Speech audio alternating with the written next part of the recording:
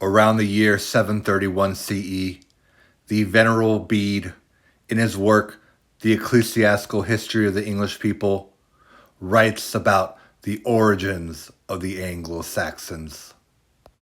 It's a fascinating story, a journey of survival.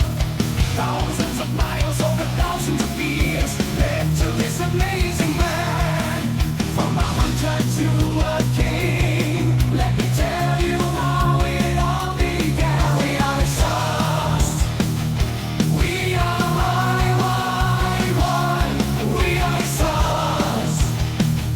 We are from the dawn of history to the Viking Age. His sons sail open seas to lands unknown. Fierce warriors in battle as the legends go. From a hunter to a king, let me tell you how it all began. We are his sons. What do the latest academic studies have to say regarding the continental European origins of the Anglo-Saxons prior to emigrating to England during the early Middle Ages?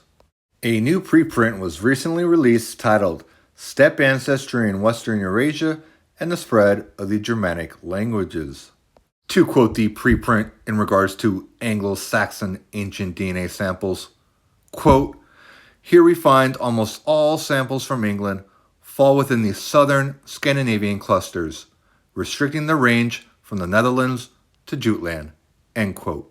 To further quote the preprint, quote, "We can now reject the Danish Isles and Sweden as a source area for the Anglo-Saxons in Britain, as these were dominated by Eastern Scandinavian ancestry prior to the Viking Age," end quote.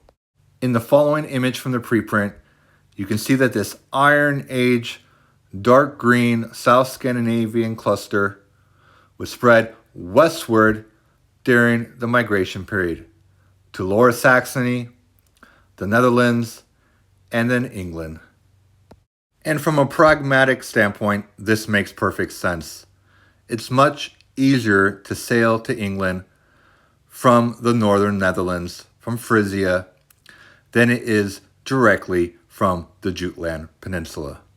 The reason why the Anglo-Saxons did not continue spreading southwestward throughout the Netherlands to reach the shortest point to cross the English Channel is due to the fact that the Franks were also expanding throughout the region. And this probably explains why the language that is most closely related to English is Frisian. And it probably explains why some of you might have migration period matches that claim the Netherlands for their earliest known patrilineal country of origin, even though your ancestors come from England.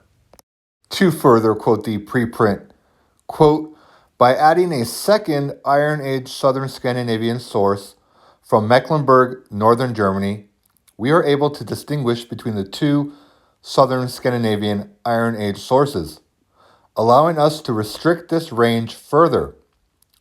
We find Southern Scandinavian ancestry in almost all Saxons from England, Frisians from the Netherlands, and Iron Age Germans to be modeled as the Northern German source," end quote.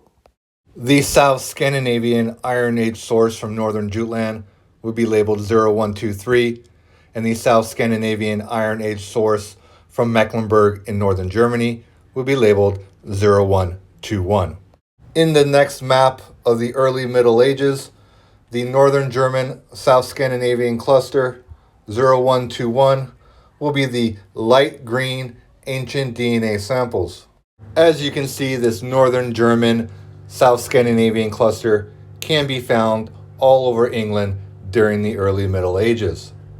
So even though the Angles are theorized to have originated from a land that was slightly north of the Saxons, from a genetic perspective, they are indistinguishable.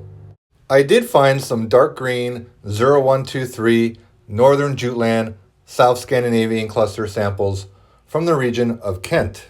So perhaps this does provide some evidence that the Jutes had originated in the northern Jutland Peninsula. But regardless, these northern Jutland South Scandinavian samples are few and far between. alluding to the fact that the Jutes did not have a lasting genetic impact in the region. During the Iron Age, the Romans had the Saxons living northeast of the Elbe River in northern Germany. So it's no surprise to see this South Scandinavian cluster move westward with the Saxons during the migration period. In 2022, there was a very important study that was released titled The Anglo-Saxon Migration and the Formation of the Early English Gene Pool. In that study, ancient DNA samples in England dating to the early Middle Ages were analyzed. The vast majority of ancient samples that tested positive for haplogroup I1 also tested positive for major subclade IZ58. Thanks for watching.